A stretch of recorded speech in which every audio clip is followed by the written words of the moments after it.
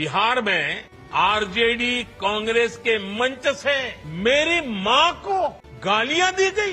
ये गालियां सिर्फ मेरी मां का अपमान नहीं है, ये देश की मां, बहन, बेटी का अपमान है। राहुल गांधी की रैली में माननीय प्रधानमंत्री मोदी जी की स्वर्गवासी मां के लिए जिन अपशब्दों का प्रयोग हुआ है, मैं उनकी कड़ी निंदा करता हूं। अरे वो प्रधानमंत्री जी की मां हो या राहुल गांधी की मां हो, है तो वो जननी ही।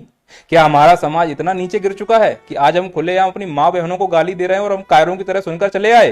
अरे मैं देश के युवाओं से कहना चाहता हूं, अगर किसी की मां को गाली देनी है तो वैधानिक शब्दों का प्रयोग करो। कांग्रेस की विधवा बोलो, 50,000 गर्लफ्रेंड बोलो, जर्सी गाय बोलो, ये क्या बदतमीजी कर रहे हो तुम?